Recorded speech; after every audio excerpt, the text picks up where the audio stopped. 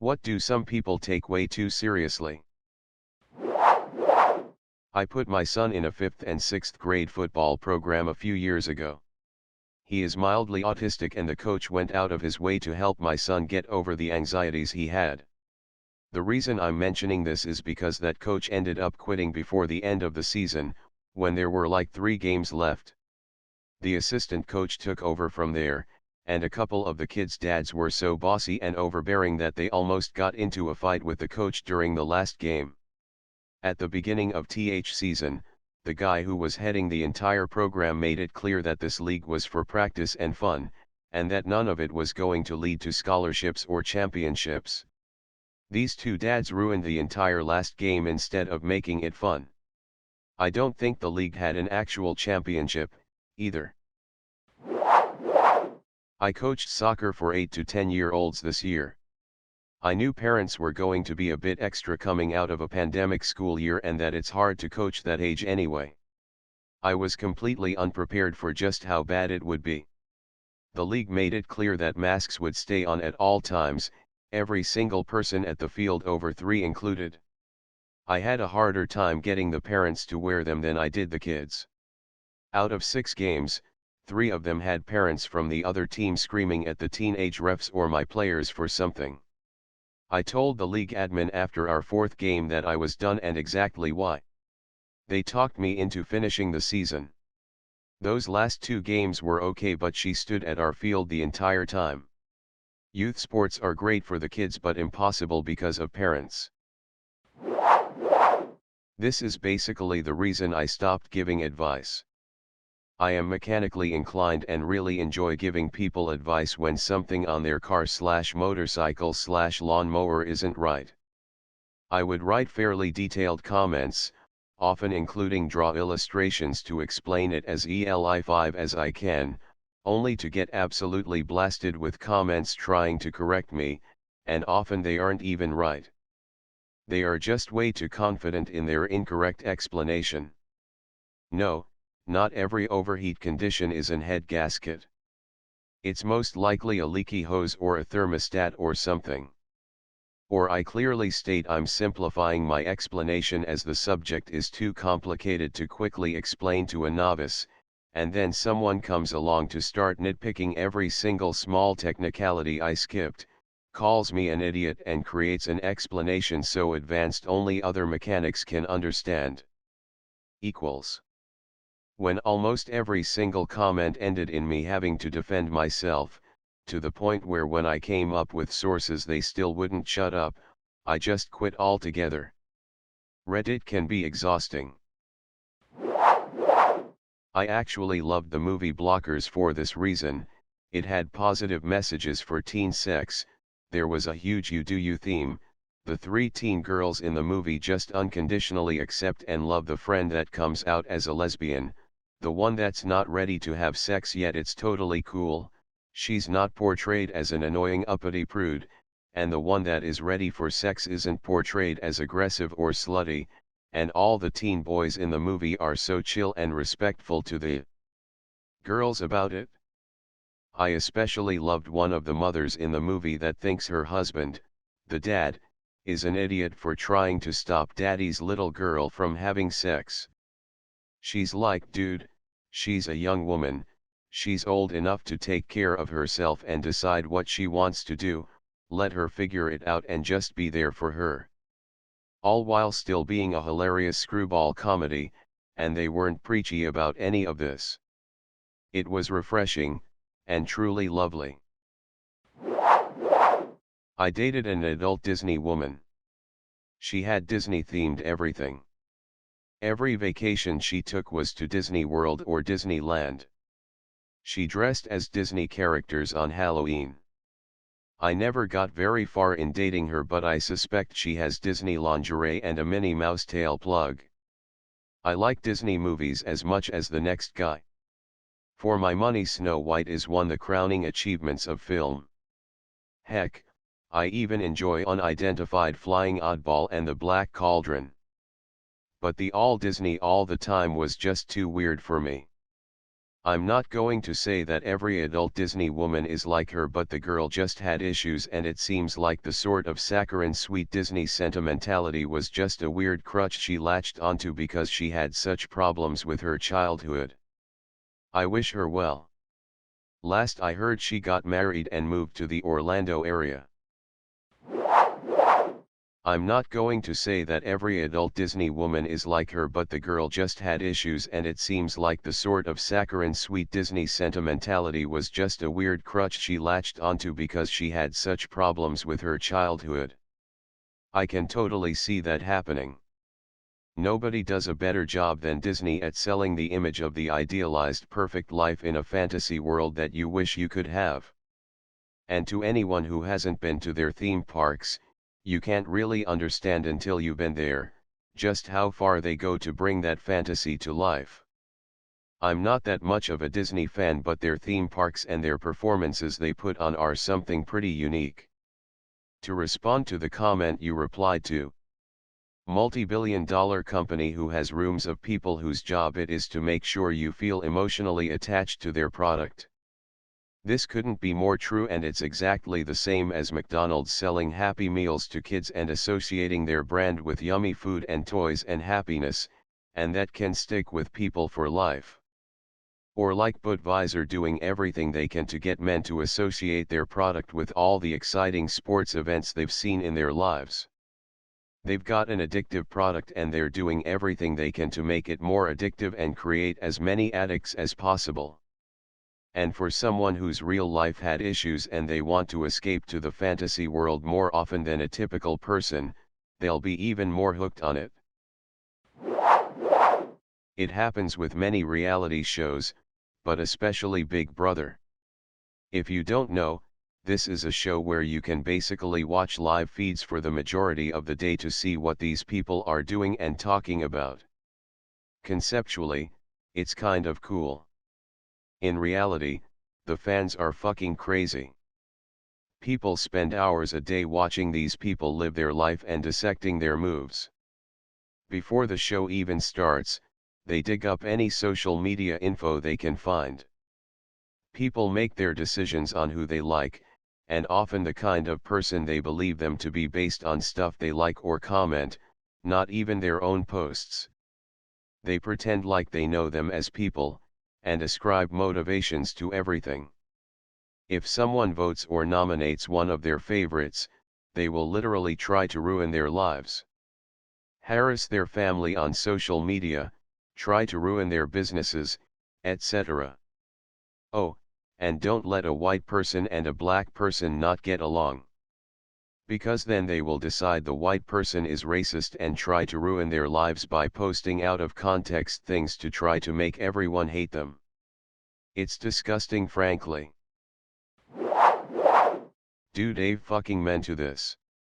I go by lesbian cause it's the closest label to my sexuality, and I'm sick of explaining myself to people when I say I don't personally like labels, but if I ended up being attracted to a dude in the future, then so what? I don't really care.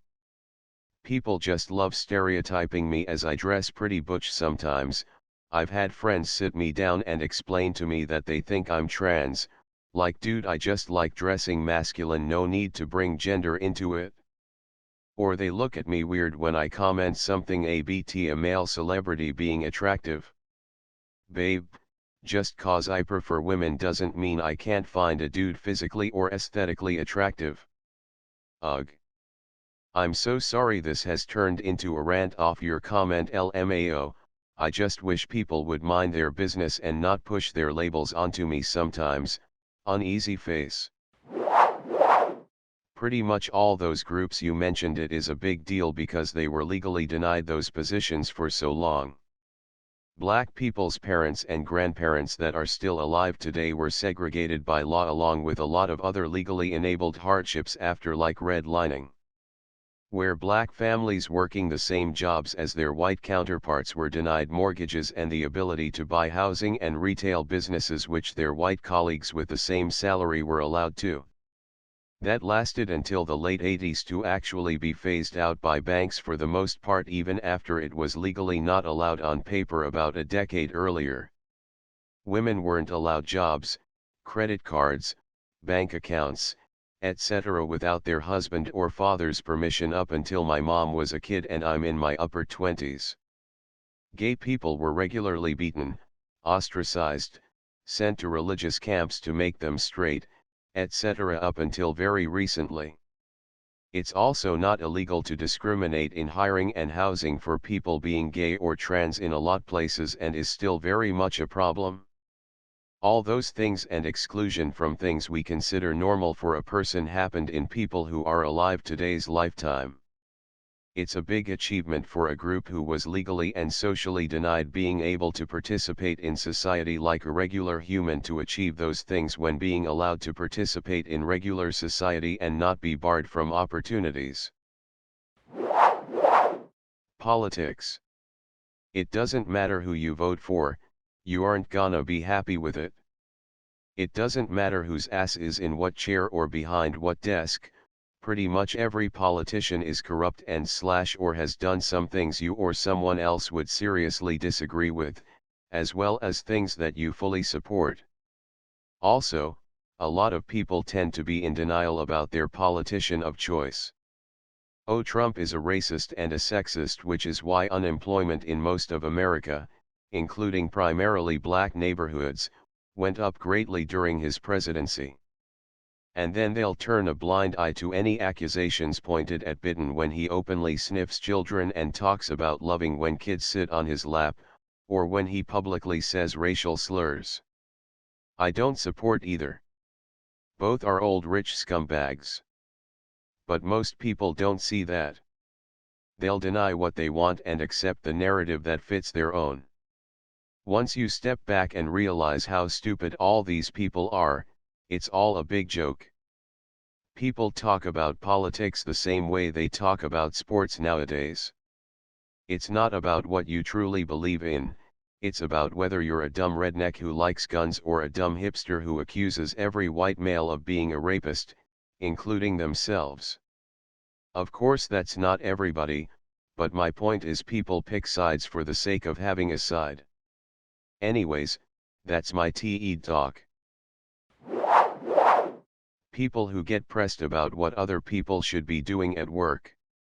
Someone else isn't following protocol to AT and now they're mildly inconvenienced because the other person should have known better and now this person is all worked up when a gentle reminder will fix the problem. They want something done that requires collaboration and the other should have gotten back to them by now and the whole timeline is screwed, and when really the other person has other projects they're working on and they haven't forgotten about the one the person is all pressed about, and simply asking about their bandwidth and making sure people are aligned on when things can and need to be done will chill the situation down. Like, chill, Carl. It's not rocket surgery, nobody is going to die because something isn't perfect. Weddings. Of course you have to take the job of organizing and planning seriously to host a successful event, but I think people take the ceremony and reception themselves way too seriously. People can absolutely do whatever kind of wedding they want, huge and fancy, low-key courthouse visit, whatever, but it really feels like society as a whole has turned it into this big anxiety-causing thing that it doesn't have to be. With fewer social expectations, people could just celebrate however they wanted without mom, grandma, etc. saying, oh, but I always envisioned .. for you. There also wouldn't be all these boxes to tick and expenses to cover.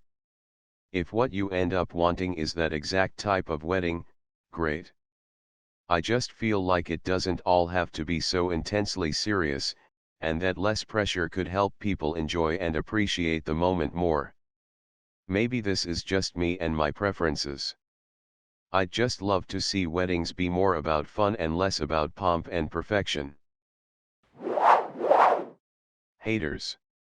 Some witty posts said to just treat their words or actions like fan theories. That is to say, they haters are too afraid to, I don't know, it gets fuzzy here, why are they talking about us again, so they talk about you. but instead of treating like it's personal, we are only human. Think of it like they are fans of yours and they want to insert their opinions about what you person living your best LYFT should or shouldn't do and why they don't like that drama, thriller, international spy thriller, comedy. Sometimes like fans they really like your episodes and sometimes like fans they get creative. Give yourself some respect, you are worthy of such little people, I mean fans. Almost everything, people define themselves with what they do or what they love/hate. Chill, it's fine you have a hobby, it's great that you like working out so much and feel healthy for it. That diet might work super well for you and that's great. They're all great things, but it does not grant you entitlements or validates your opinions surrounding your hobby as facts. Step away from the self-assured subject authority. Peek out from the echo chambers you live in and notice the beauty in nuances and learning from questioning your own opinions, because bottom line is that you are the only one who can change your opinion. Meanwhile, empathy is a great guide to not being asshole about things. People do have unfathomably different experiences than you do. But even if you're unable to relate to someone about something, you can still explore their experiences through discussion or just by listening, then at some point, you might be able to relate. If not, you still have empathy and some understanding. Thank you for coming to my TED Talk. Their hobby or interest. Like I have a couple friends who are into fires. Like firefighting cause one is gonna become one and the other one is just interested in that stuff too. They used to be friends with a guy, not anymore though, who I would crack jokes here and there when they would talk about fires and he would always get annoyed when I said them, but my two friends found it funny cause that's just how I am, I'm a goof. And it was like, bro, it's the weekend, I'm just trying to chill out and relax. What's a good weekend without some humor? Like for example, one time a car wash caught on fire and we were talking about it and I was like, how TF does that happen? Just turn the car wash on, and my two friends giggled. And he was like, Stain, that's not even how it works. Like, damn bro, I get it wasn't my best joke, but don't take so much offense to it. Parents take their child's recreational sports too seriously. It's unlikely that any of them will ever pursue the sport after HS, and there is no reason to make a kid cry over one bad play. I grew up playing sports and there were always crazy parents on every team. Soccer dads yelling at their children as if the second game of the season is a World Cup final always made me question if the child actually wanted to play the sport or if the parent was trying to live through them. The moms are worse than the dads though. They would sit under huge tents that they made their screaming husbands set up and would sit on fancy lawn chairs or a hippie blanket and talk crap about a bunch of 8-year-olds. Parents who would openly yell at kids who were not their own were a whole nother level of crazy. Cleanliness. Like making the bed. Folding laundry. It's just going to get messed up again anyway. Folding clothes is biggest waste of time. I put them in a bin and wear them. Never wrinkled. Using different wash cycles, dryer cycles. Just dry everything on max heat. Wash in speed wash. Throw all the clothes together. People don't realize it's a scam to waste power/time. You'll spend literally years of your life doing pointless tasks. Just live. No one is in your house or room 99% of the time anyway. Who cares if you don't have things at 90-degree angles? Put them where you need them to be. It's your house. If they don't want to come over for that, screw them. Not worth having as a friend. Too shallow. They don't understand life is short. I can use the extra 2 years and doing much more productive things. Yeah, for the commenter below, like being on Reddit. Work. I work with a man who does this. I can tolerate even manage him to a degree. I ignore a lot of his excessive tendencies and tell him when he needs to hear it. I'd say about 95% of the rest of the staff don't want to work him. The ones who already experienced it just confirm to everyone he is as bad as everyone else says. He's just notoriously well known for being like that. It's affecting his health and he may even pass away younger than he has to. Just excessive worrying and being anxious on edge all of the time about work-related issues.